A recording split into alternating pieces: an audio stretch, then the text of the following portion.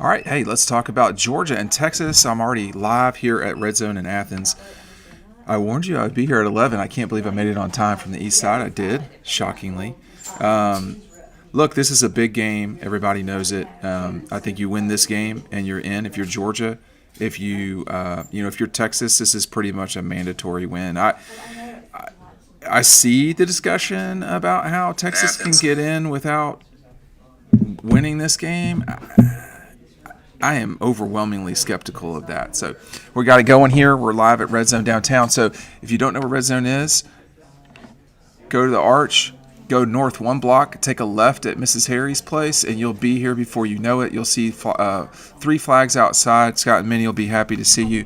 It's not gotten crowded yet in Athens. But we are precipitously moving towards that. Let me tell you, I came over from the east side. It was a little bit better than I've seen in the past, but we're going to be crowded this weekend. I already know because there's so many people coming in from Atlanta. There's so many people coming in. There's a fair amount of Texas people here already too, I have to say, which they should. That's the best. The best part about the SEC expanding is the ability to go see different places. I've been to Austin several times. I didn't need to go this last year, but it was a great experience to see Texas on a game day. And now the Horns come in here, and they will need to play well against Georgia. They're a 6.5-point dog. I've not checked it lately from our friends at BetQL, but I'll tell you, Texas cannot play the way they have the bulk of the season and expect to win. If they play very well, yeah, they totally can win. There's no question about that. But, when we were in Mississippi this past weekend, Starkville, it's just not at all the same like the rest of them. The rest of these SEC schools, but I will say this: Georgia played very well.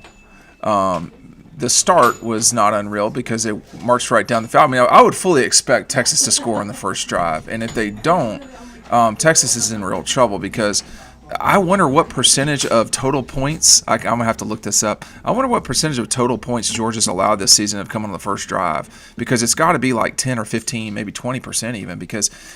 Lord, they Tennessee, Florida, no, it wasn't Florida, excuse me, Tennessee, Alabama, Ole Miss, Mississippi State.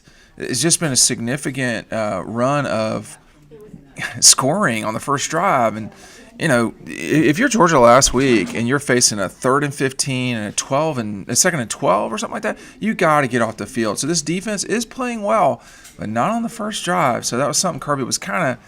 The thing about Kirby this past week was he was pretty chilled out after that game.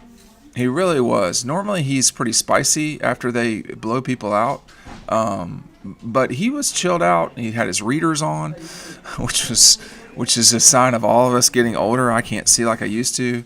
I even had LASIK and I can't see like I used to. But Kirby busting out those readers is something else to see. Let me tell you. But they're gonna have to. So listen, Texas has guys. That's the difference between Texas and Mississippi State and a lot of these other folks is that Texas has legitimate NFL guys. They just have not put it together a lot this season. That's the difference right now between a Texas team that could challenge for the national championship and what we've seen with the up and down nature of the Longhorns this season. I cannot explain the loss to Florida. I didn't get to see that game. I did watch Kentucky. I did watch the Mississippi State game. I did watch the Vanderbilt game. The Vandy game for 3 quarters, Texas played about as well as they played this season.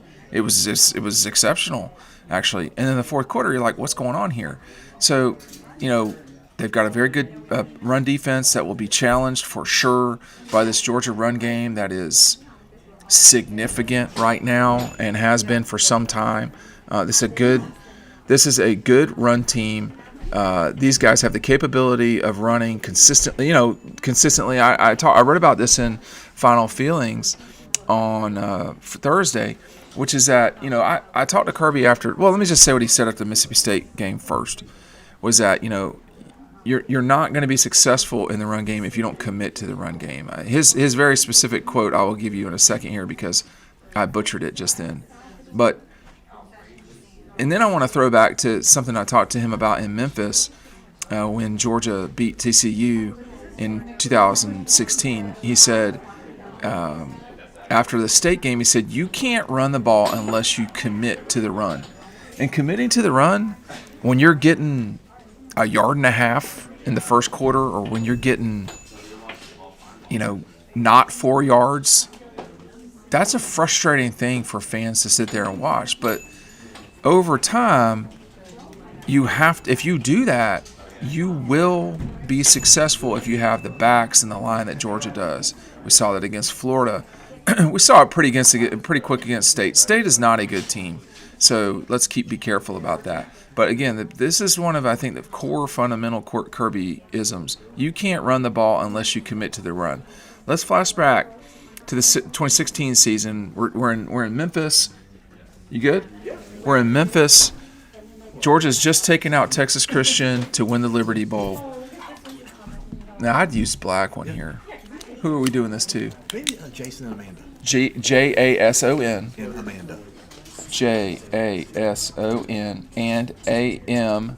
ANDA. For those following at home, I'm signing a book, and I was one of the worst spellers in DeKalb County. Let me tell you, I was really bad at it.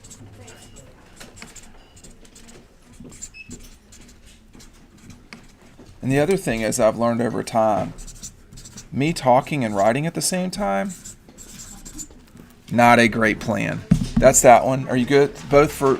Absolutely. Okay, yeah. So Jason and Amanda. Okay. Cool. Yeah, right on. So, see, that's why I don't talk. Focus feed, come on.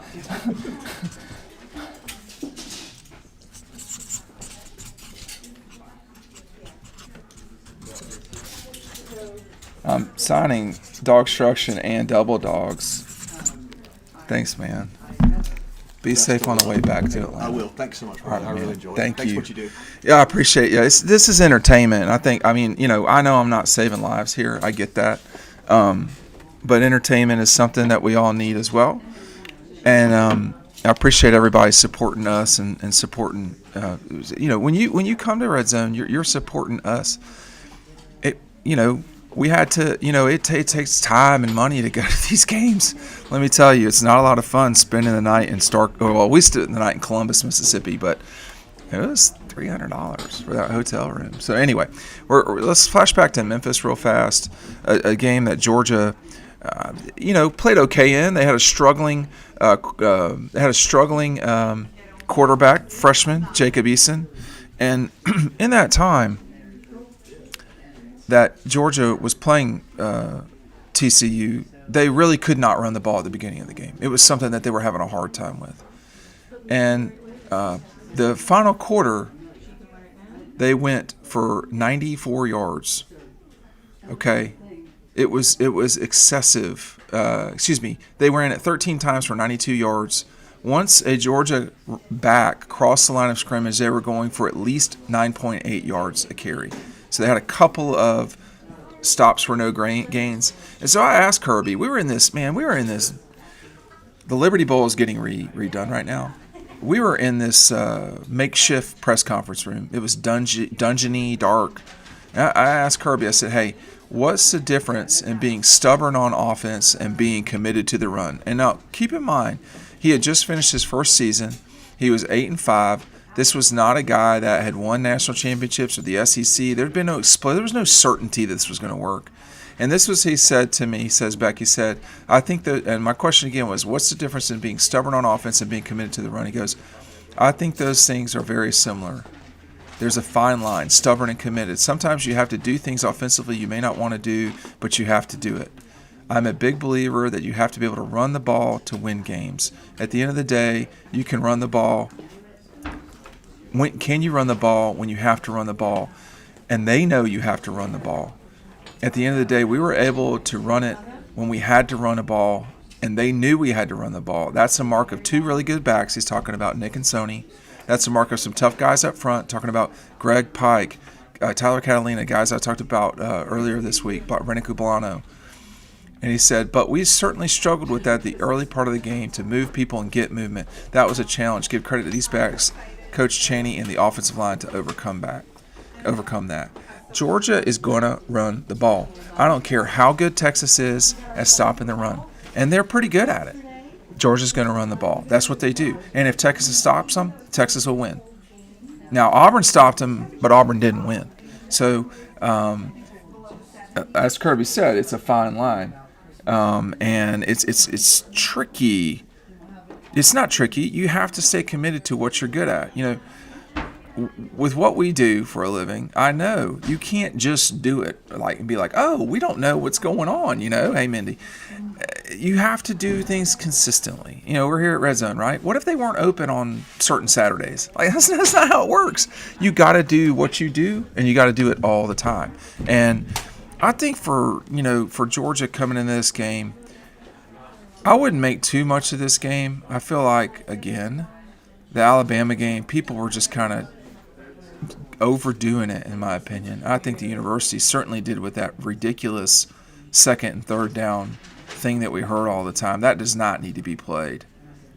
And if they do play it, there's a real misunderstanding of how to focus crowd and so forth. That would be a big mistake. I would hesitate. There's a lot of bad memories associated with that. I would not do that. So when but I do know that they're going to have these the laser, wrist deals, and they're going to everybody's going to be hyped up and all that. But the fact of the matter is that if they can just make it a challenging environment, it will be hard. It's hard to play on the road. It was hard to play at Texas last year, for those who don't recall. I mean, when Texas got a little life to themselves, the place exploded. I mean, I think it's 100,000 at Darrell K. Royal, but it exploded. It was loud. It was, it was like everywhere else in the league. Tuscaloosa is extremely loud.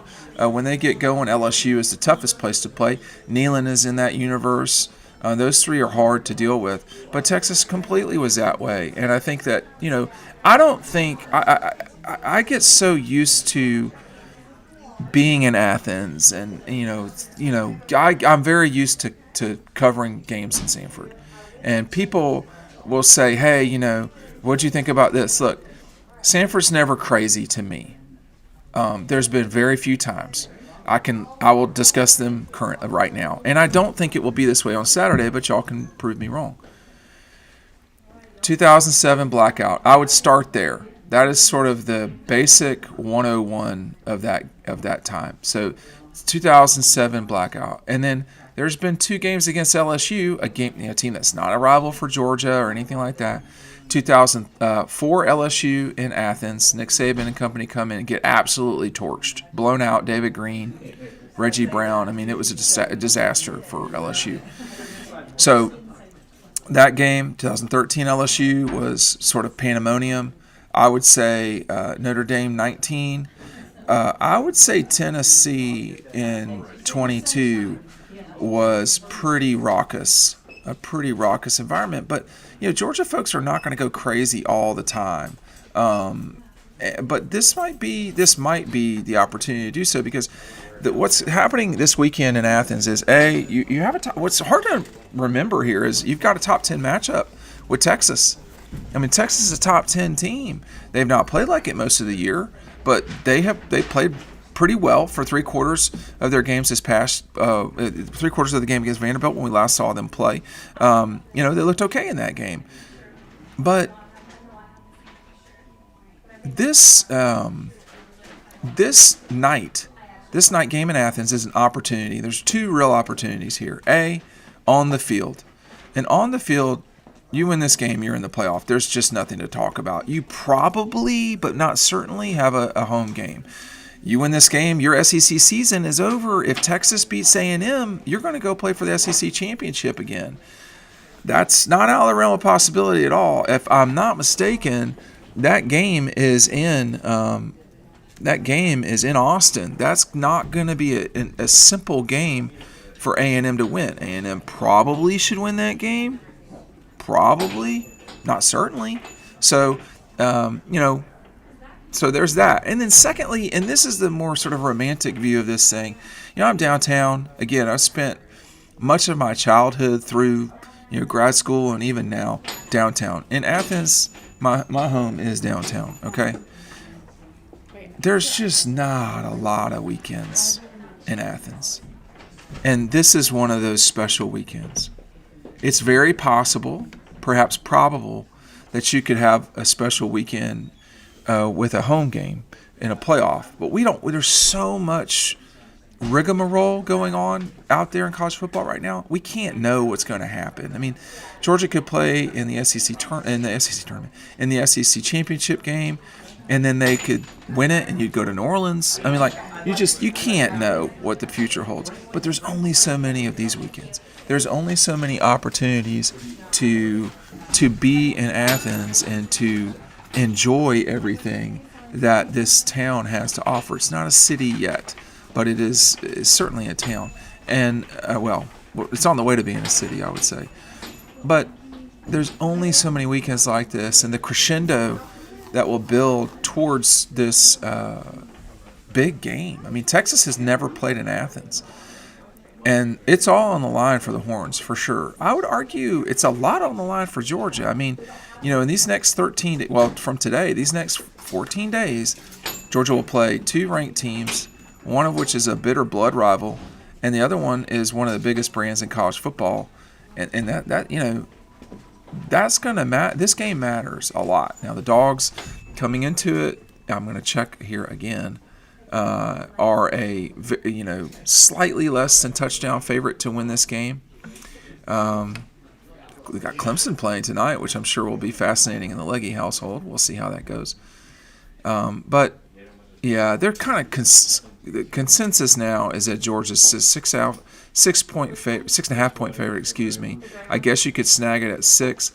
I told everybody when we got in the car that I thought this would be anywhere from. I thought I said 4.5 to 5. Ryan said that I said 4.5 to 6. Maybe I'm smarter than I remember. I don't think so. I think 6.5 is a tad on the high side, but I don't know that it's so far gone that we all took Georgia because we're sycophants, I guess. But to me, this is a game that Georgia should win. Not that they certainly will. And last year I picked Texas twice, so I may well be getting it wrong. You can read what I say over on Dog Post. I say this. I said I don't think Texas. Excuse me. I write. I don't think taking Texas and getting 6.5 points is stupid here. BetQL tells us that sharp bettors are firmly 50-50 on this game. The line moved from a Sunday open at 5.5 to 6.5 pretty quick. Georgia's offense has been surgical lately, so about the last 5 games or so. Texas is coming off its best game, but in totality, no one can say no one can look at these two teams and pick Texas straight up. They are not the same, talking about Georgia and Texas. Texas could win, but I would need a quality explanation as to why they're going to win. There are far too many burnt orange flags on this one, so not red flags, but burnt orange flags. The Dogs have covered in 4 of their last 5 games. They would have covered in 5 of 5 had Gunner not taken a knee on the 1-yard line against the Gators. Texas has covered twice this season. I say I'm not in love with it, but give me Georgia. There are some red flags for the Horns, I would argue. For Georgia, the red flags are you going to stop anybody at some stage here on this first drive? Or are we just doing touchdowns for tradition's sake? That's a problem. I mean, I think that's, something that is I would be aggravated by at this stage if I'm Kirby. But the thing that jumps out to me the most about Texas when looking at them is they are ranked 131st in penalties allowed per game. They are more penalized than everybody but 3 teams in college football. That is a real problem. And when you get on the road, that becomes super problematic.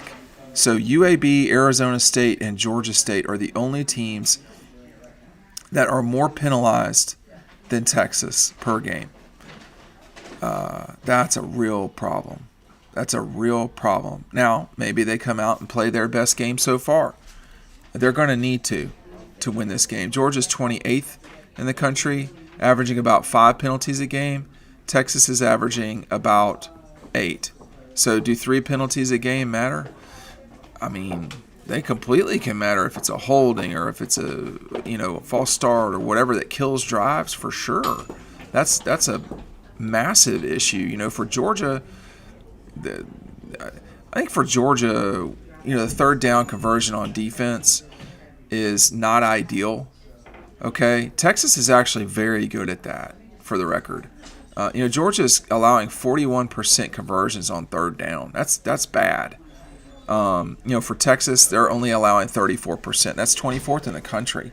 That's really good. Okay, they're not great on third down converting it. The Horns are at 41%. That's not unbelievable, but it's not horrible. Georgia's at 48%. So they're 19th in the country. They're really good, 73% at converting fourth downs. So we've seen that a few times. I know they got shut down by Auburn once. But when you look at this game and,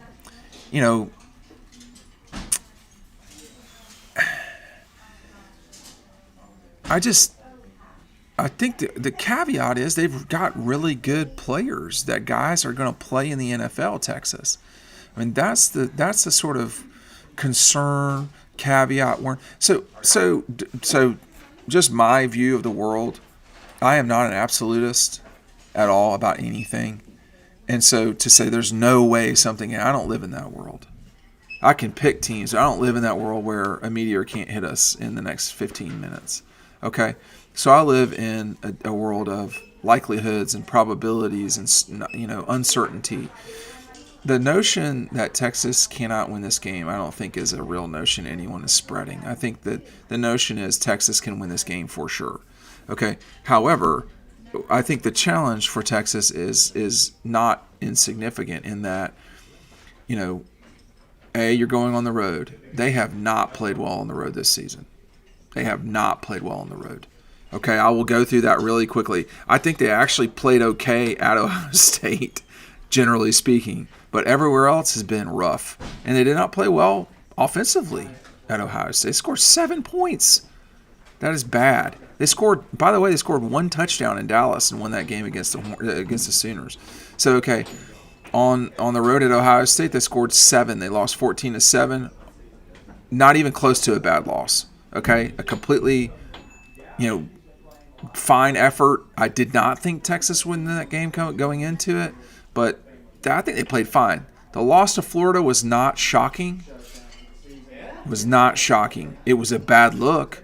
It was surprising, but it was not shocking. They only scored 21 in that one against Kentucky on the road, a game they certainly should have lost. They scored 16 points. They scored 13 points in regulation. That's bad. Now, I know what it's like to play in Commonwealth. At night, it's 100% a knife fight. People don't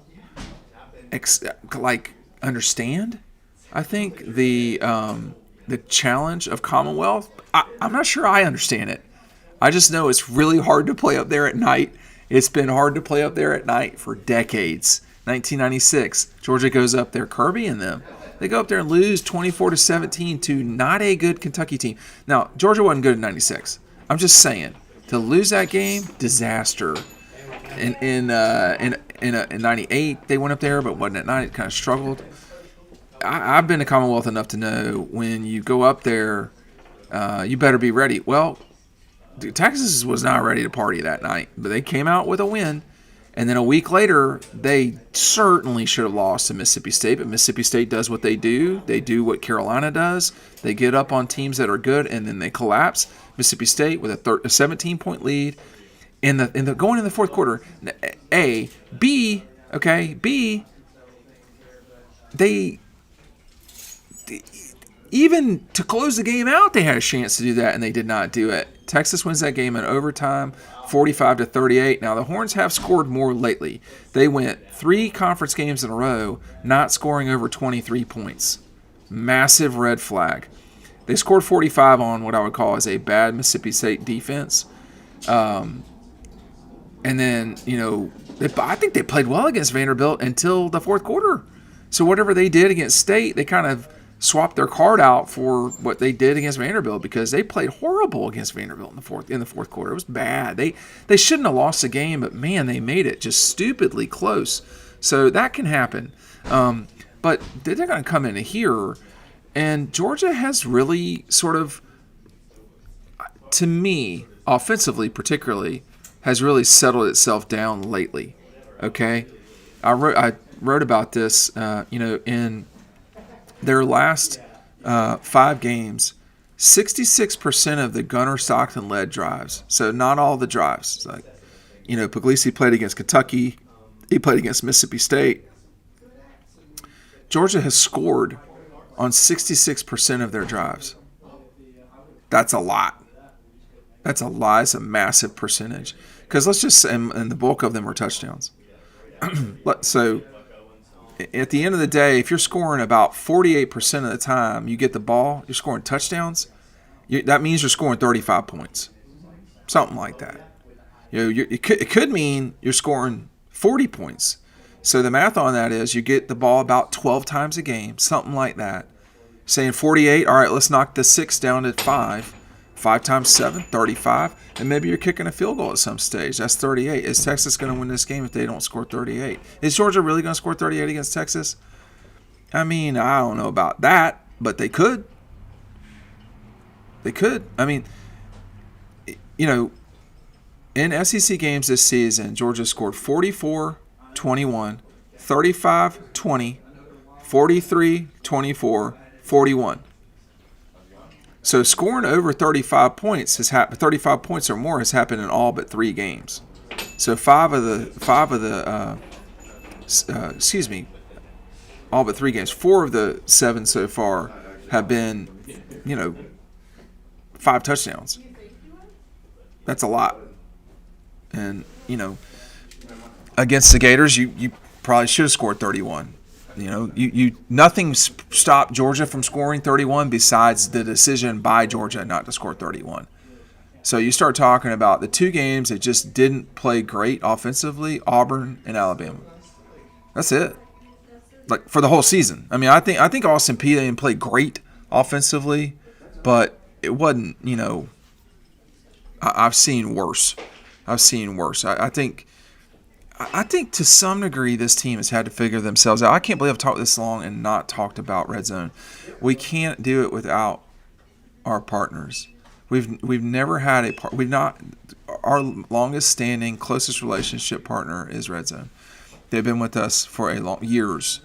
And, I don't know how many of these copies of Double Dogs have been sold at Red Zone, but it's significant. Same thing with Double Dogs, okay? And I'll tell the story real quick. I tell it sometimes. We had gotten back from Indianapolis, and it was Wednesday. It was Wednesday, 2 days after Georgia's national championship win for the first time in 40 years, and I knew I was writing a book, and I'd not figured everything out quite yet. I knew it would take a second or two, and I also knew I didn't have a great image of Keeley. So there was that. But in Double Dogs, have so many great images. In Dogs Russian. And I came down to Red Zone because I remember Scott from way back in the day in the early 2000s.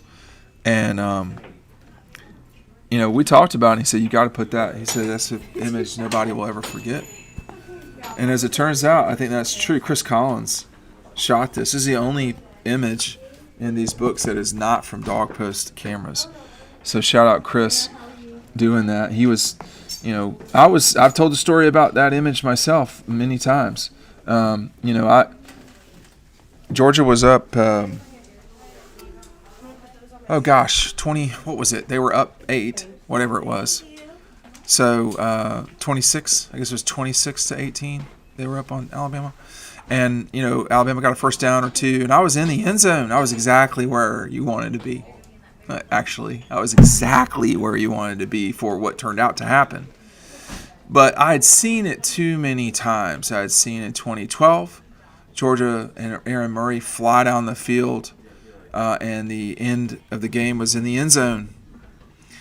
And then I'd seen and I'd captured it in 2017. Alabama scoring a touchdown right at me. I was right in the corner, exactly perfectly positioned. And Alabama hits the national winning shot to Devonta Smith. So I said, I'm going out of that other end zone. This game's going to end at that other end zone. That's where I need to be. So here comes Bama, and they get to where they got. It's I think it was 3rd and 10, and he just made a bad decision with the ball. Keeley did an event here at Red Zone in 2022, and he and I were talking, I think after the event. He said, I knew basically it was saying he should not have thrown that ball. We were in the coverage that he should not have thrown that ball, and I think that he just made a bad mistake. And so here goes Keeley flying down the other way, and I'm on the wrong side. I'm on the right sideline, but I got Ben Watson's shoes right in my way, so that was unfortunate. And Keeley runs flying back the other way, and Dylan Weber, who is our other photographer at the game, he was on the Alabama sideline, which is where he was supposed to be. And the rule at Dog Post is always that you always have Georgia coming at you. You never have them going away from you. And this is why we have those rules. But I was relatively certain that I did not want to miss out on what I had seen multiple times in national championship moments, which was the game being decided in the end zone. As it turns out, the game was decided in the end zone, just not the end zone where I was headed. In 2012, I had to scramble at the Georgia Dome to get down and in position for that, and the ball got thrown to the other sideline, to the Alabama sideline, actually. But that's how we wound up with Chris's image. This image right here, I talked to my buddy Paul Abel. I shot this, obviously, for the 2002 Tennessee-Georgia game. This was number 1 versus number 1, as you recall, Double Dogs. And Stetson, this was the one where he scored a touchdown and motioned to the Tennessee folks, I guess, to call him. I don't know. I guess they got a hold of his number. And I was unaware of that at the time. Someone was asking me after the game, did you get the shot of him with his hand up? I don't know. I didn't see that at all. But I got that shot. Now I knew instantly. That's the thing with images. Sometimes you know immediately. There's no question that you've captured something that is it. Boom. You know it. I will add, too, the difference between the 22 season and 21 season for me was that in 2021, I was shooting with a Nikon D5. It wasn't even my camera. And by 2022, I was shooting with a Z9. And let me tell you, the difference in those two cameras is the difference between playing – tennis people will understand this. That's the difference between playing with a regular tennis racket and a wooden tennis racket. Like, it's not even close. So – in 22, I had much better imagery of Georgia, and it showed. It showed, let me tell you. But, I really have encouraged folks to come down to Red Zone so often. And there really are a lot of folks coming in from Atlanta and, Savannah and South Georgia, Augusta, I'm sure. I actually watched the Georgia women's team play in Orangeburg, South Carolina last night against South Carolina State. And so I drove over from last night through Augusta. I did not see tons of traffic, but I did. I can't remember where I was over that way the last time, but it was slammed. That was for the Bama game, and it's 11:30. This is when it's going to start getting pretty crowded downtown. Thankfully, I have my parking spot. Daniel Rivera is saying Gunner has to be better with his accuracy down the field. I don't disagree with that necessarily, but big balls, he has to be more accurate. It can be two things at the same time. It can be that you need to be more accurate, but big balls are hard to hit, and that's not necessarily who Georgia is. Now with Stetson, they were that. They did have those types of guys where even with George Pickens out, you had. First of all, you had Labaconki, who was just like, energy in a bottle. He could just fly, and he was very challenging to deal with. You had Brock Bowers, Labaconki. These were extremely explosive players. Zachariah Branch certainly is explosive in a way that Dylan Bell is not, and I love Dylan Bell. Now, Dylan Bell is explosive too, but he's just not Zachariah Branch level. So when you're hitting these big balls or going for them, that's you could see that Saturday night, man. I mean, because Texas is not ideal at stopping the pass. I mean, it's that's a struggle for them. Now they're really good against the run.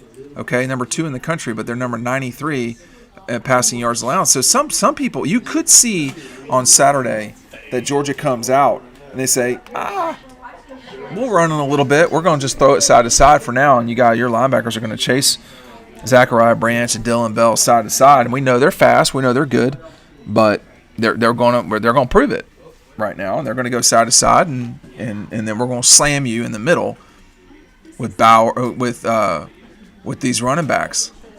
That's what's happening. Bowens, Frazier, number 2, Josh McCray. I mean, McCray, they're going to hammer those guys over time. Texas may or may not be tired in the fourth quarter, but they're going to be getting some run game. I guarantee you that. But look, Red Zone, the reason that we're here, they've been such good partners and friends. Partners is probably the wrong way to put it, for years. And, that's why I brought the books out, was because Scott was saying, hey, listen, you've got to put that. That is an image that people will never forget, and they haven't. And I think that that was a magical moment at Georgia. You don't always get those. Georgia's been on the opposite side of those. I have the most beautiful picture of Devonta Smith winning the national championship on a ball from Tua. It's a beautiful image. And, that was a magic moment for Alabama. Here's a question from Seminole Sam. Does the east side of Sanford get louder than the west side due to the stadium design? No, I don't think so. I think you're talking about the suites that are above the stadium. So the way Georgia is so flat. And like Clemson is more like this. South Carolina is more like this. Georgia and Michigan are more flat. And so the sound gets out. I think I often get confused with which side is which, to be honest with you.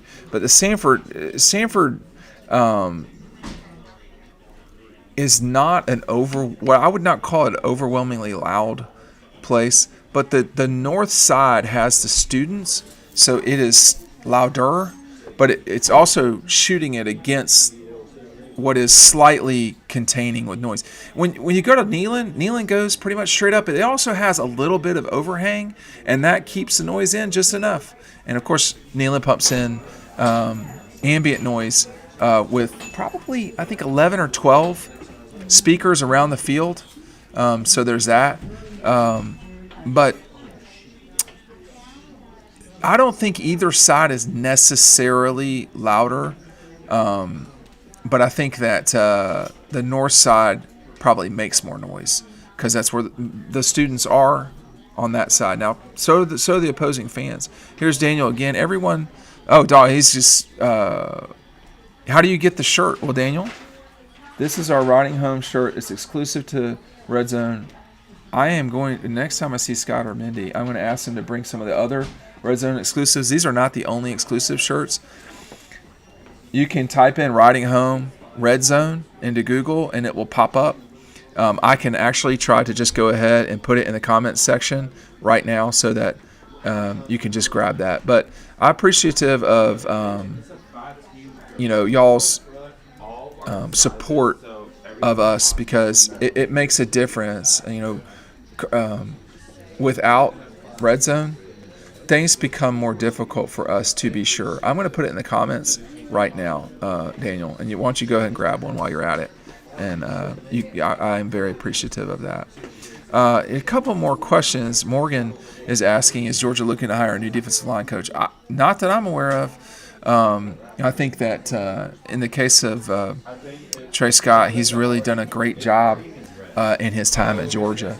This is not the same type of defensive line he's had in the past, but they're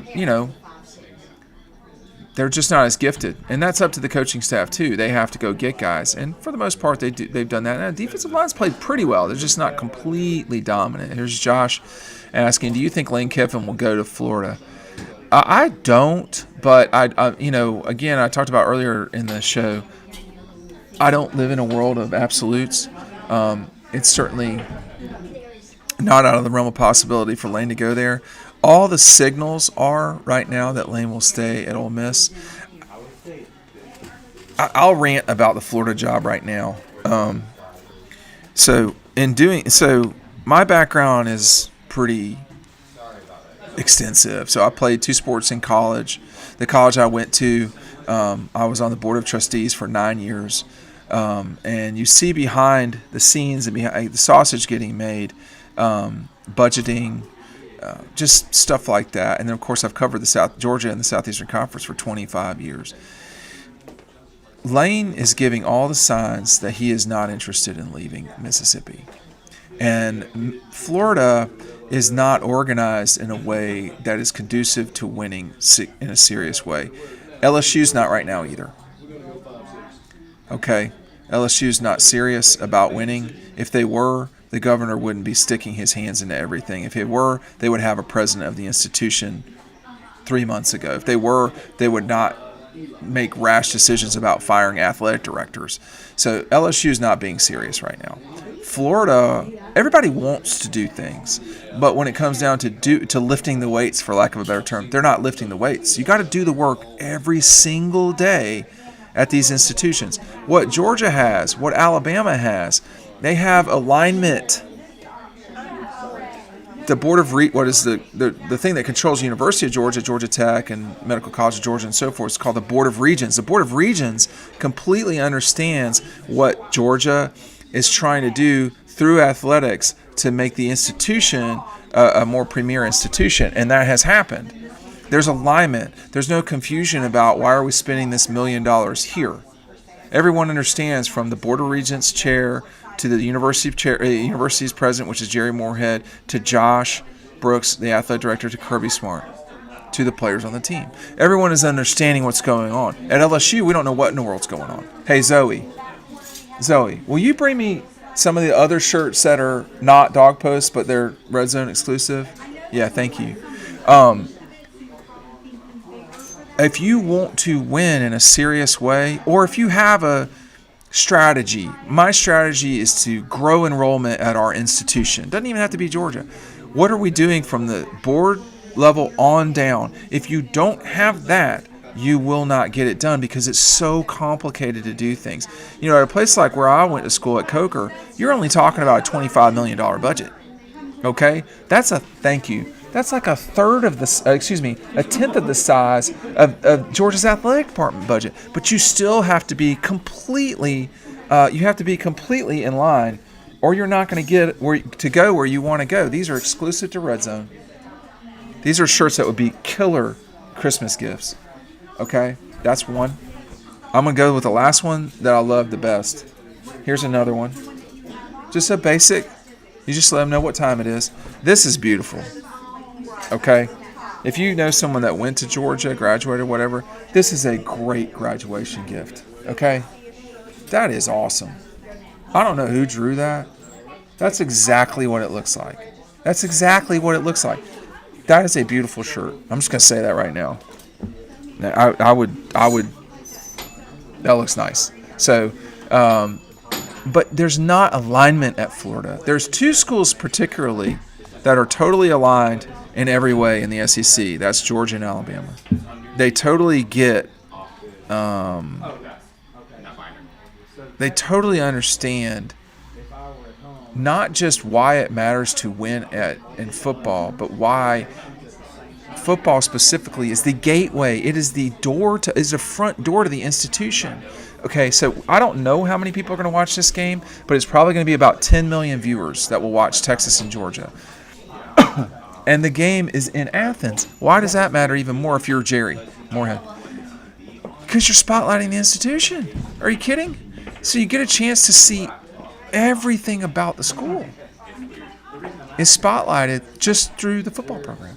That's why it's so important that all of these things happen and line up. Here's a couple more. Ryan, we got a bunch of questions about Ryan and his degree. He definitely graduated, that's for sure. So So again, getting back to the situation at hand, which is this game Saturday night. This game Georgia should win. It's an important game for Texas. I don't think Texas can lose this game and go on to do it because of the Florida loss. But if someone has 3 losses, and those 3 losses, 2 of them are to Ohio State and Georgia on the road, you can make the case it's just the loss to Florida that would be so bad. I mean, in that scenario, they'd be beating Texas A&M at home. We'll just see. I mean, I don't know. For Georgia, I think you basically can pencil yourself in, very possibly pencil yourself into playing at home. But we'll see. I don't know. But I think it's a great chance to for everyone to celebrate Saturday night, just being in Athens and doing their thing. I expect it to be pretty nuts. I don't know that it's going to be so crazy that something I've never seen before, but it will be an important moment in the season. For Georgia, you don't want to turn around and your only win is Ole Miss, because Tennessee may or may not be ranked at the end of the season. You don't want to turn around and your Tech lost to Pitt and then they're out of the ranking. And this is an opportunity to beat somebody and kind of plant your flag. Hey, we're getting this done. This is us. Now, what to expect? So again, I talked about a little bit earlier. Texas really good against running against the run defensively, but they're going to be challenged. Auburn's really good at it too, and Auburn slowed Georgia enough, but a lot of that was that Auburn did not have, that Georgia didn't have the ball, okay, in the first half. So that's part of what's going on here is that, against Auburn, when they really did have to run, they ran. It wasn't unbelievable, but they ran. And so, here's Texas, the number 2 team in the country against the run, but the Gators ran on them, and Kentucky ran on them for sure. Auburn was number 9 in the country, or is number 9 in the country, defending the run. So pretty effective there. And the other challenge too for Texas is, they're going to have to run the ball against Georgia some, and that's not the greatest matchup on earth for them. They're number 94 in the country running the football, Texas, and they're going up against number 10. What did I say, number 10, something like that, in Georgia. So that's not an ideal situation for them. Number 20, excuse me. So I misspoke. Georgia's number 20 overall in defense, number 12 in run defense. So Arch is going to have to play well for sure. I think that another thing too is, Georgia's pass defense played okay last year. Again, now so you can't really compare last year's Texas Georgia to this year's Texas Georgia, because Georgia's pass rushers last year, they're gone, so they're not around anymore to help you strip the ball and cause havoc and all this stuff. Where Everett's getting 2 picks, that's gone. Can they fabricate a pass rush? They have not effectively fabricated one this year. So I wouldn't get too, jazzed up thinking that they're gonna, really. Hey, Jamesy, I wouldn't get too jazzed up thinking they're really gonna rush the passer and cause a bunch of havoc for Texas in this one. Those guys are. Jalen is gone. Chaz Chambliss is gone.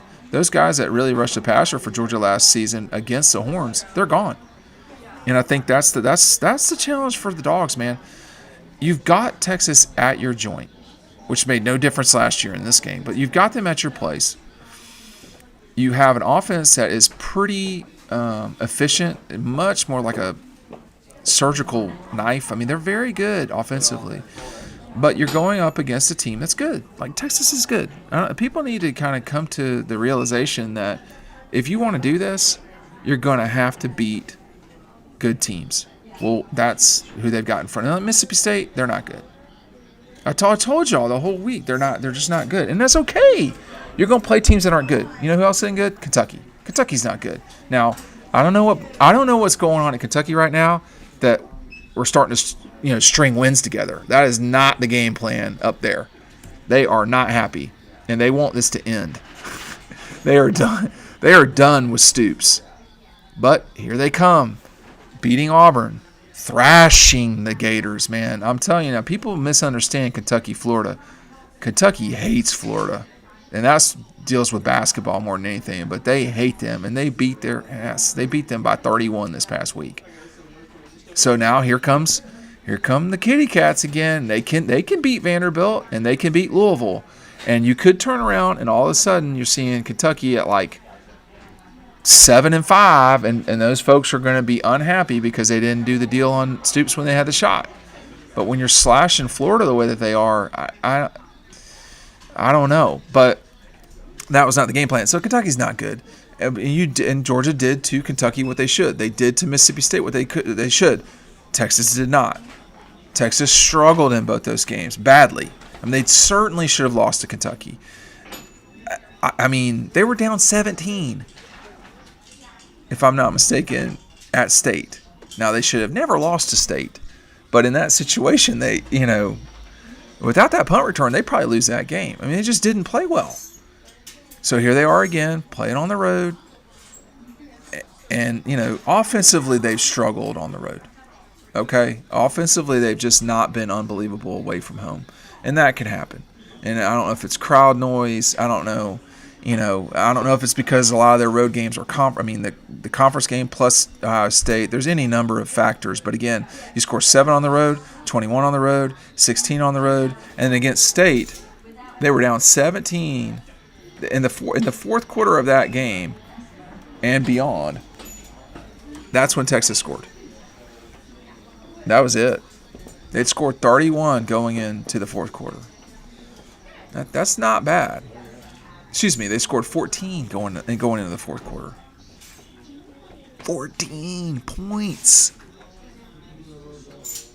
That is bad. That is really problematic, man. You score 7, 21, 13, and then you score 14 through three quarters at Mississippi State. That's concerning. That is concerning. I mean, I know Ryan's big thing about this game is that, hey, they only scored a touch. They only scored, one offensive touchdown against Oklahoma and Dallas. To which I would say, well, they seem to be scoring a lot of punt returns. They seem to be really good at punt return. Just as an aside, and that's what won them the Mississippi State game, and perhaps won them the game against Oklahoma. So these are all things that you got to take into account. But the better team is Georgia. Now, we've seen the team that's the better team lose games they should win. Okay, we've seen, just because you're the better team, it only means so much. It only means so much. Again, we're downtown in Athens. It's almost noon, and now the crowd is rolling in. Like I had no real problem parking at 10:30. Now I guarantee you it's getting tougher to park out there. So it's noon downtown in Athens. The last big home game of the regular season is here. You've got the Texas Longhorns coming in from Austin. I'm sure there will be a fair amount of Texas fans here. There were a fair amount of Georgia fans last year in Austin. You're going to start seeing that with these teams that just don't play each other very often. It's the first time. Like when OU comes, there'll be a fair amount of folks who will come to that game too. But there should be Texas folks here. I mean, Atlanta has got plenty of former Horns or former Texas folks. And there were a fair amount of Georgia people in Austin last year. It wasn't unbelievable. Here's Trevor. He's driving up to Athens from Daytona. It's his first night game since they put the LED lights in. Well, you're going to see a show. And by the way, Texas did a great job last year going into the fourth quarter. That was amazing what they did with those drones. It was very impressive what the Horns did. It was a really neat showing.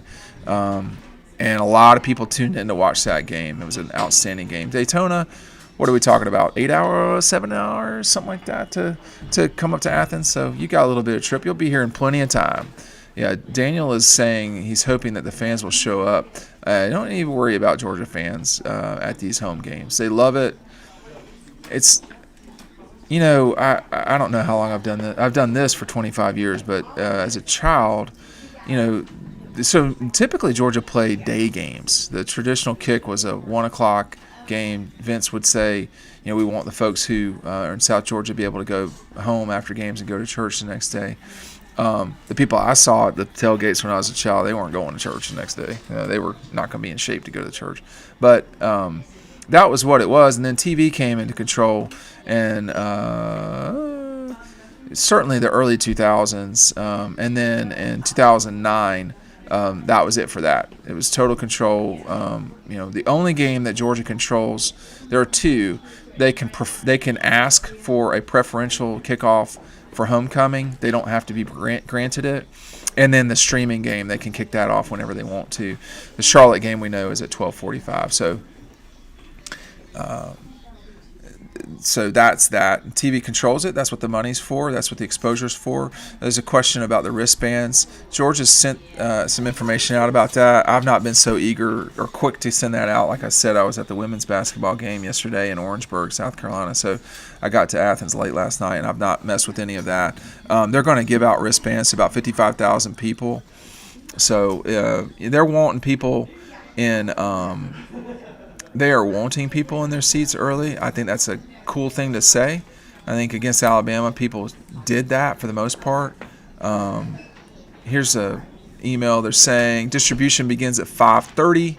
Wristbands will be given out at gates 1, 2, 3, 4, 4A, 6, 7, 9, and 10. So if you're 5 or 8, probably not going to do that. So they're saying that the university is saying fans are encouraged to be in their seats by the 25 mark from kickoff. So kickoff's about 7:45 backwards 20. So about 7:20 they're wanting you in your seat.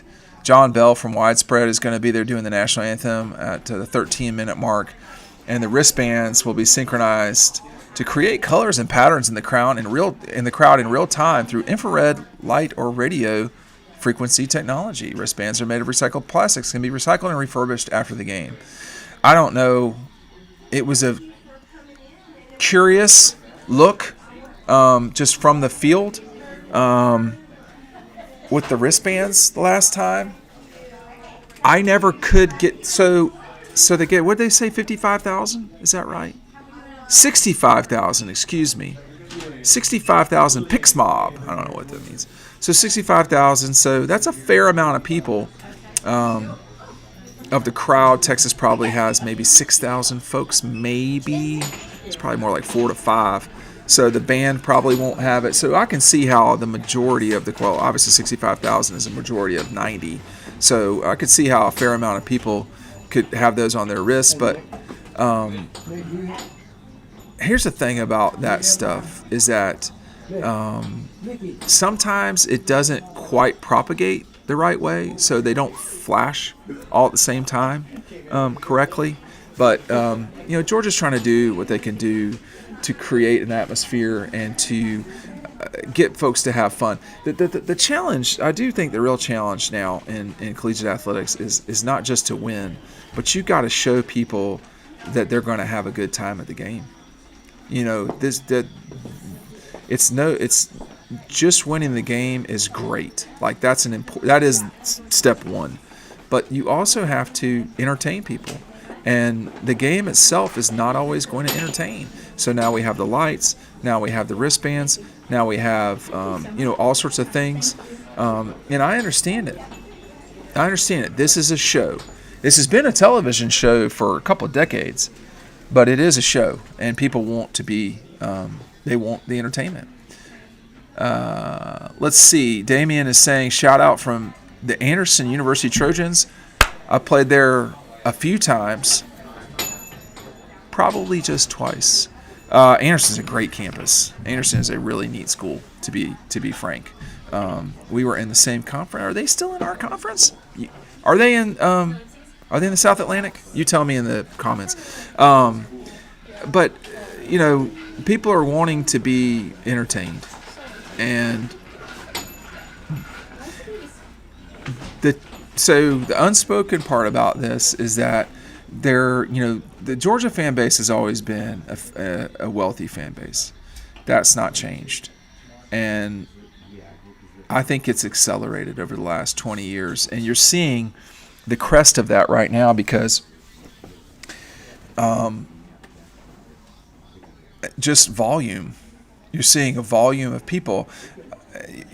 First of all, the university, starting in 93, 92, started attracting higher achieving students because of the Hope Scholarship. Well, that's 30 years ago. And so now those students are, their children are going to college now. And the higher level earners, those are the people that started in 93 when Georgia was free for in-state students. So now you're getting 2 decades of that, 3 decades of that, and you're seeing 10 million people watch Georgia play Alabama, 10 million watch 10, 11 million, 12 million watch Georgia play Texas, 16 million in the SEC championship game. More and more and more, and it's growing on itself. And the challenge for the school over time is going to be finding the right fit between the donor that you have to have in order to compete at this level of competition and enough people to fill the seats. Because the 15 to 20,000 uber wealthy Georgia fans, they're not going to sit in the stands. They don't want to sit in the stands. They want to sit in suites. And I understand that. Sanford can change over time. And I think it probably will get smaller. Or if it doesn't get smaller, it will become more. There will be more exclusive parts to it. And that's part of what this is. But when you come, Red Zone has always been and will continue to be sort of down home, great place to come shop. It's, I'm a normal person. The people that run this are normal people, and I am in favor of normal people. The more normal, the better. Damien is confirming that they are in the South Atlantic. You played basketball at Anderson. I played basketball at Coker, but I'm certain I did not play against you because that would have been a long time. Chief Jay Bowen says dog by 50 points. I think that would be something to watch. I think that is a take. But anyway, we're back. We're down here at Red Zone in Athens. We'll be doing Riding Home after the game. For those of you paying attention, we might have something in store for you. We'll see. It's always fun after these games to get the response of the crowd and the fans. I am going to show this shirt one more time. So Red Zone has an exclusive line. This is the only place that you can get this. Poor Ryan is in the back. He was Ryan in the back last week? I can't remember. But we just, all that's going on here is this is just the way we traditionally are. We're not always this way. But, Ryan and I went to Austin last year. There's Matt with his, that's quite a grin on his face. But that's not the only. This is what the front of that shirt looks like, is this right here. Okay, so you have the pocket tee. But this really is a very beautiful shirt. I don't know who sketched this out. I do know who sketched this out. Harris.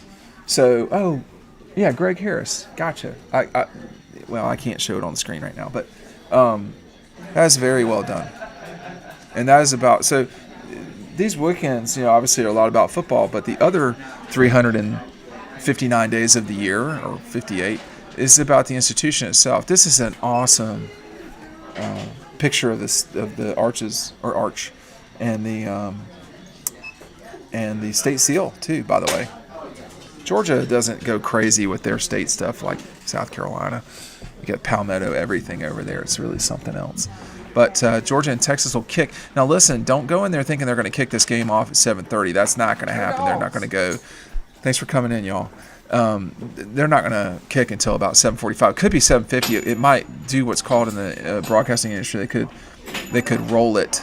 They could bump it down another 5 minutes if the 3:30 game, which is Alabama, Ohio. Oh my gosh, I can't get it right. Oklahoma, Alabama. So you got 4 of the marquee schools in the SEC, not the 4 biggest brands, but 4 of the marquee schools playing one another this weekend. 3 of the largest brands in the conference, as well as in college football. I'm not going to put Oklahoma in there because they're not, but the other 3 are. So you get a back-to-back with Bama and Georgia and Texas in there. So that will be a big deal for ABC to be able to roll the Alabama-Oklahoma crowd into the Georgia-Texas crowd. Viewership. I have always tracked this and do wonder what this game will be in terms of viewership, because I definitely think it'll be over 10 million. There's a lot of discussion online about or on dog posts about YouTube TV.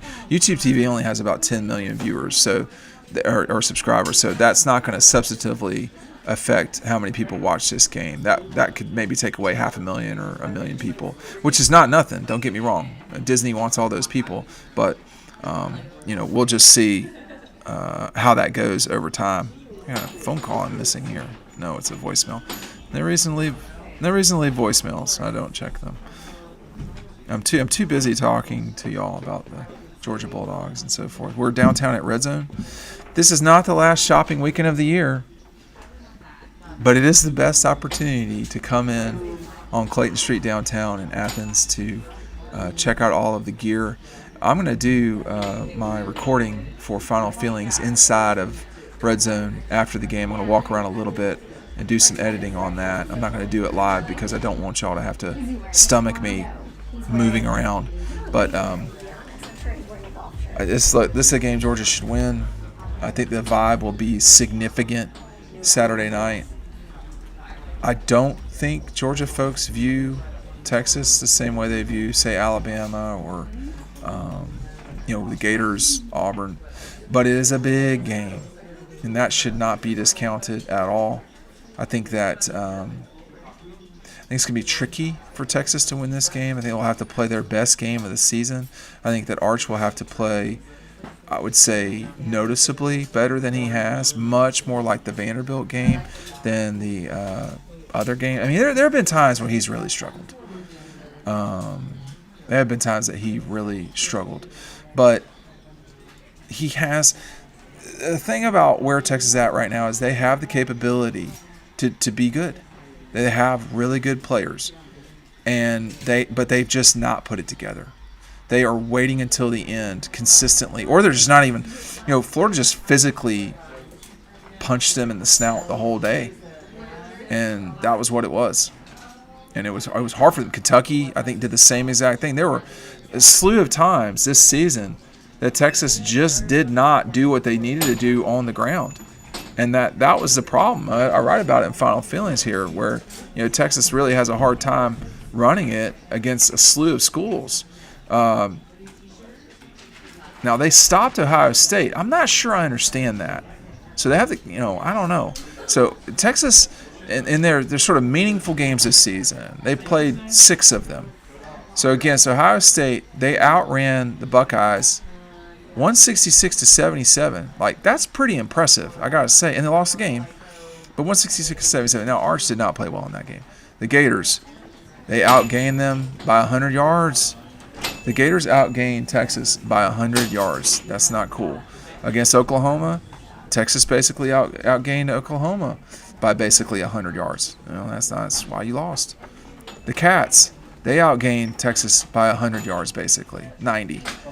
Well, I mean, you wonder why they almost lost?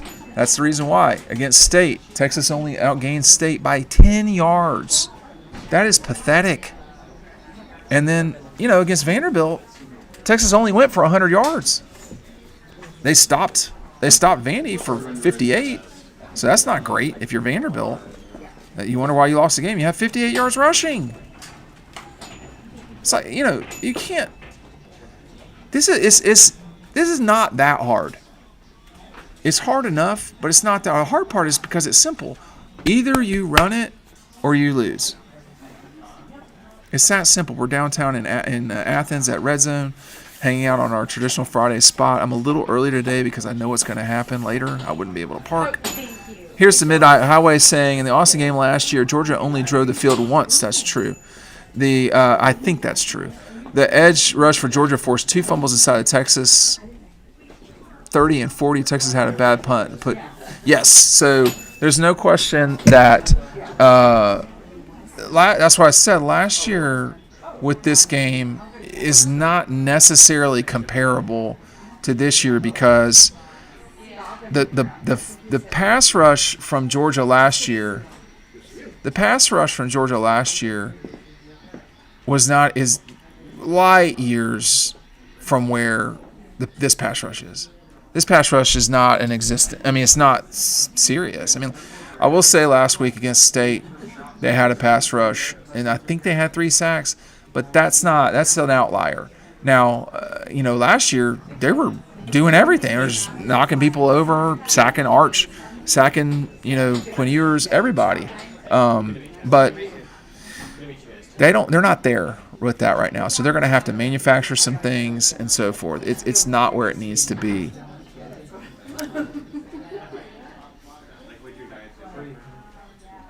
So Midnight Highway is clearly a Texas partisan, which is fine. The line is what it is for a reason. A 6.5 point line is not insignificant.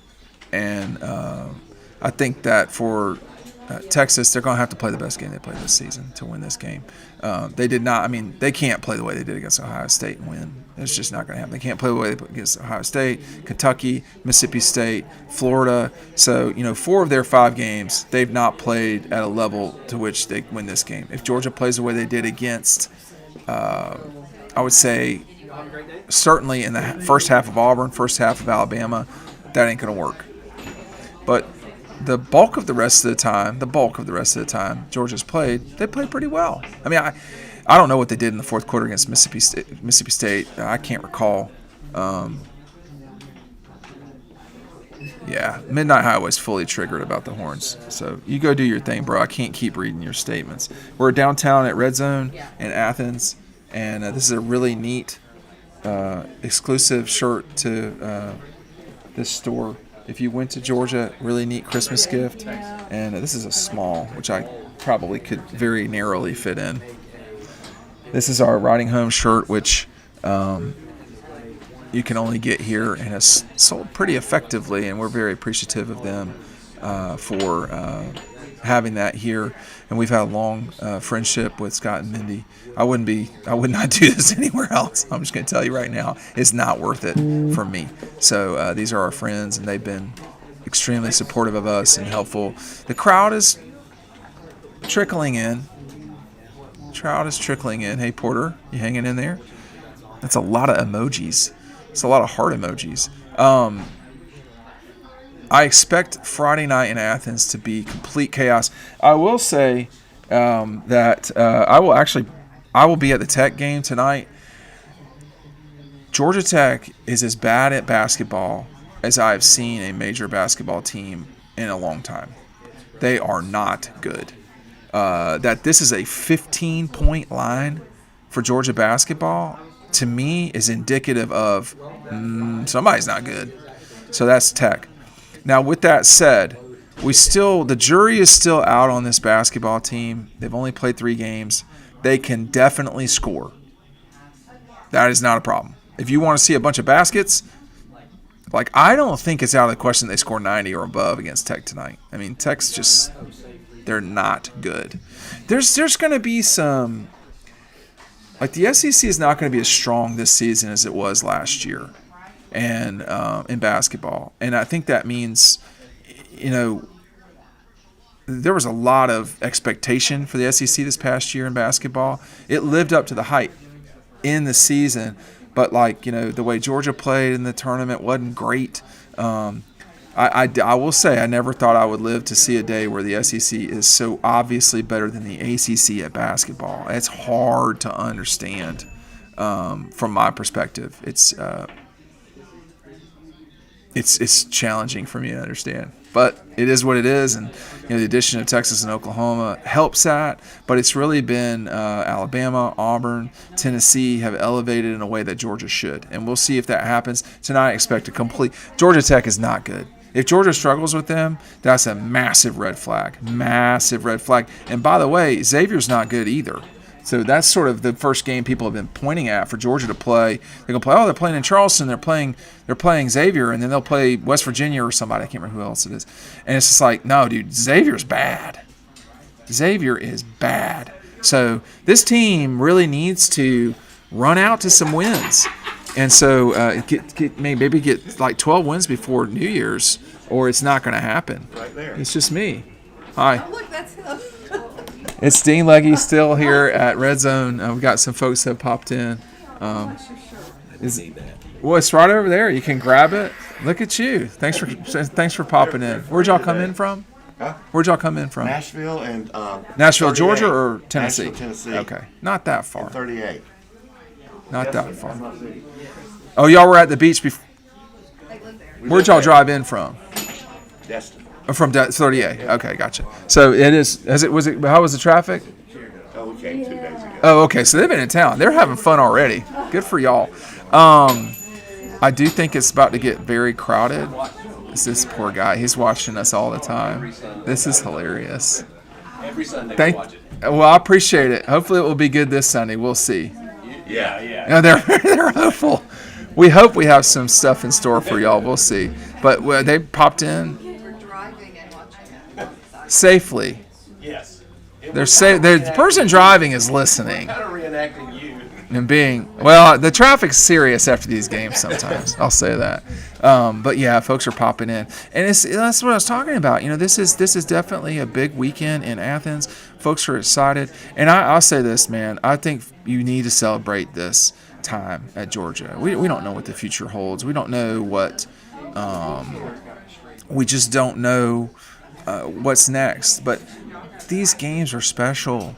I'm old enough to remember, Georgia Auburn games from the past, Georgia Clemson, and now you're getting bigger games in Athens because you've got the league, no longer in divisions. You're no longer necessarily playing your biggest game in Florida every year. So you can make the argument that Texas and Alabama are the biggest games this season, and they're in Athens.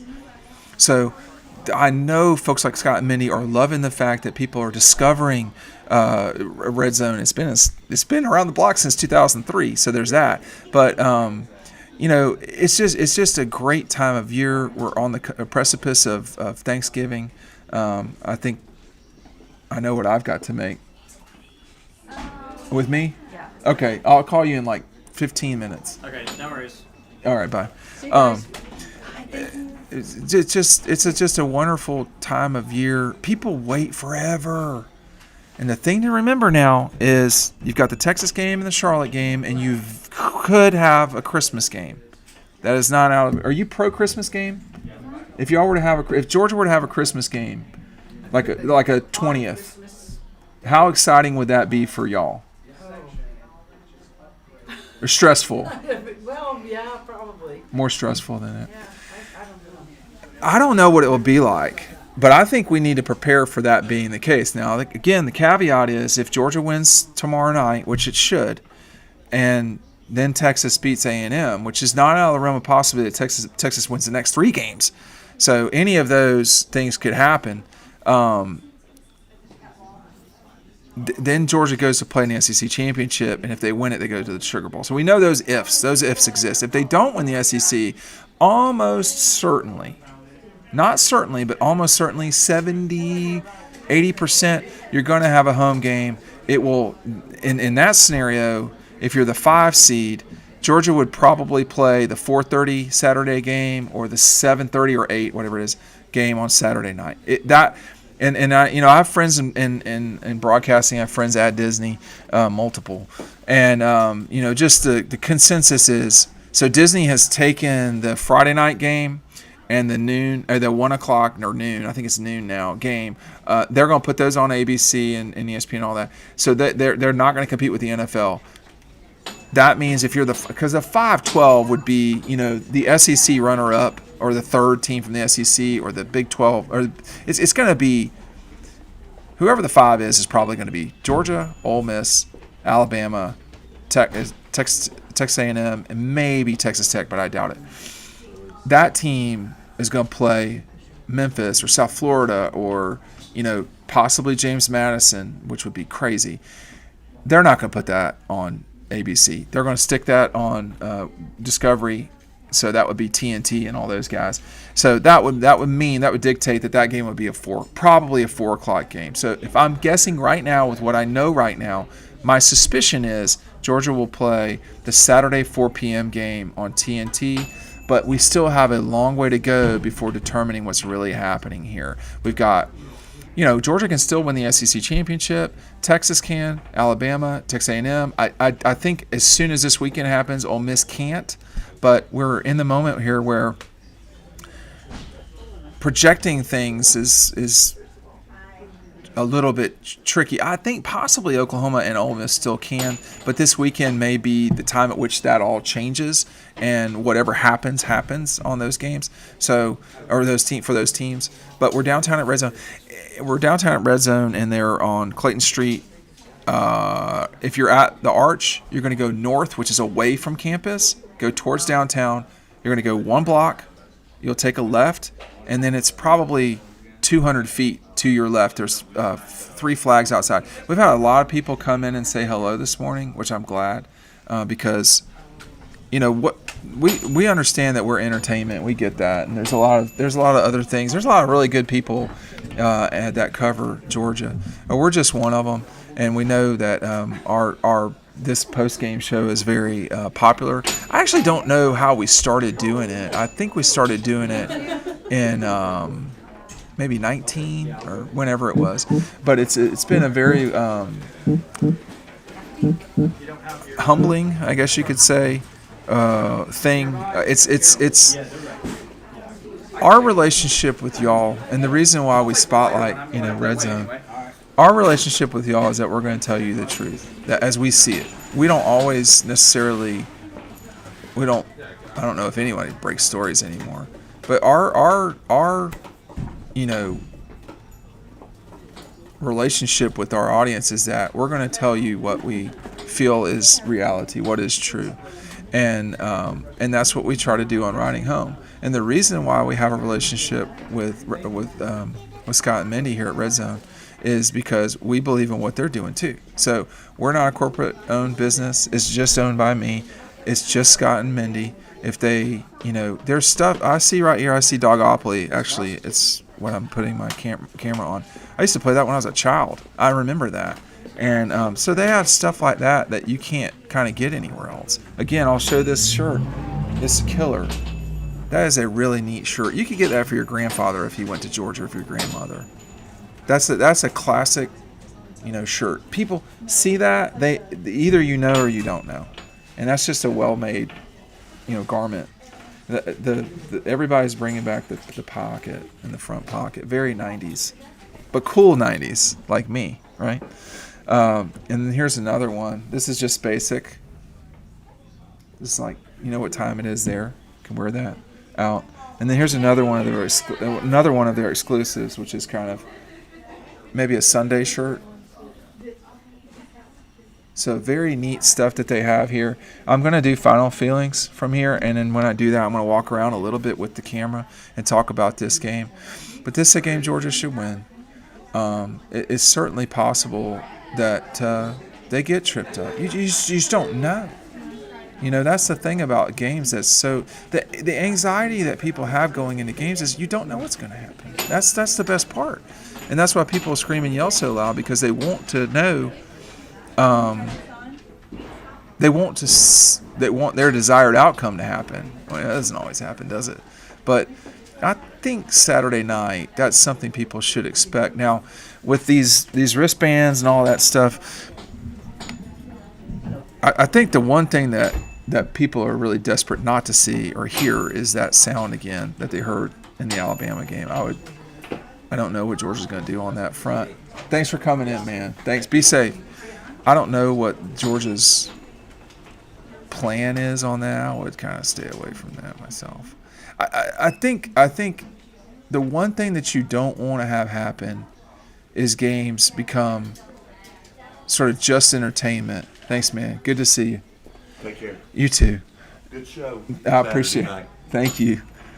I think what you don't want to have happen is a Georgia game become a circus. It still needs to be a Georgia game. And that's important. You do want to keep the essence of what these games have always been. You want it to be that. I understand you have to have entertainment. I do, but I think that it still needs to be a football game, and that's the part that people are coming for, is the smells, the sights, the pomp and circumstance. That they do want to hear the Redcoats. That's something they do want to hear. Not all. I don't think you got to hear it all the time, but I think they're eager to see, them come out of the tunnel, and they like the fireworks, but it shouldn't just be fireworks, right? And I think Georgia's done a great job of incorporating entertainment into these games. I think, though, it went overboard with the Alabama game. And I would not go overboard with this one. I would let it play out. I would let them I would let the game be what it is. I don't think you need to do anything necessarily that you don't always do. And it's starting to get more crowded downtown in Athens. If I'm you, my perfect downtown is I would get something to eat first. And there's a slew of places. The place is outstanding. If you're just wanting to go quick, there's a Chick-fil-A on the corner. There's just no shortage of places. I mean, the place is I would argue for there. There's South, which is outstanding as well. These are sit-down places now. These are sit-down places. So those two places for sure I would shop. And I come to Red Zone, obviously. But there's a honey store across the street, which I think is a really neat place to go. I go in there all the time, and they have some quirky gifts. But if you're looking for just straight-up Georgia gear, this is the best place. And yeah, you can go to the bookstore. If you want a complete headache, you can do that, and I will be praying for you. But, and you just walk through campus. It's not cold. It's like 70-ish degrees. It's perfect outside right now. And you can see, the leaves are changing right now. It's the middle of November. You can think about what you're going to eat, how you're going to prepare for the in-laws, what the incoming fire is going to be on that deal. But there's only so many moments like the fall in Athens. Spring in Athens is awesome too, by the way. But there's only so many times like this. And people really got to take advantage of this, because once Saturday is gone, that's it. Like, maybe you get a night playoff game. Maybe. I don't know that. I'm wiggling my way to saying that that's more likely than not, but it's not a certainty. They might not have a playoff game that they play. They may just go straight to the bowl game if they win the SEC championship and go to the Sugar Bowl. That's completely possible. So that's the part that I think that people got to realize is there's only so many moments like this, and in the time that you're sharing with your family and you're showing them new things and so forth. Come downtown, come check out everything in Athens. It's such a magical place. I go around a lot of places. There's just no place like Athens. There's other places that are neat. Austin's pretty neat, to be honest with you. It's a neat town, and but it's different than here. It's smaller here. There's, it still has its soul, I guess you could say, and I don't think that's going to change. It might over time, but Athens is just such a neat, unique town, and a place that you just don't see it. There's just not a lot of places like that. The passion and the energy. I like the Dogs in this one. I took them against the spread. I don't know if that was the smartest move on earth, but I did. It's at 6.5. I don't. Now you're getting into this 24-hour period here where, that line can shift a little bit. I don't know that we're going to see that in this one, but it's going to be right on top of that. Let me check that one last time. I'm really kind of a psychopath these last 24 hours before games, just seeing what people have got. Yeah, it's just not going to move a ton. It's sitting right at 6.5, which is probably what it should be. I mean, you're talking about the home team. You're talking about, a team that's played well. But these teams, actually, their last two games, they really did play well. But I want to encourage everybody to come downtown and check out Red Zone. Say hello to Scott and Minnie. Make sure you're leaving your drinks at the table. That is the rule. That's not like, no, we're going to leave our drinks at the table. And then check out the slew of things that they've got here. They do have a ton. I'm not seeing. Oh, I see what happened here. I just want to check one last place to see if this has moved at all. Wow, the Mississippi game has really dropped. That was at 15 earlier this week. It's at 11. Yeah, Georgia's like, it's probably not going to change now. They're just narrowly under a touchdown favorite to win this game. I'm leaving Red Zone in a second here to go eat, and then I'll be back. But come downtown, check everything out, and we'll see y'all on the next video. We'll see you at Riding Home after the game. Thanks for watching.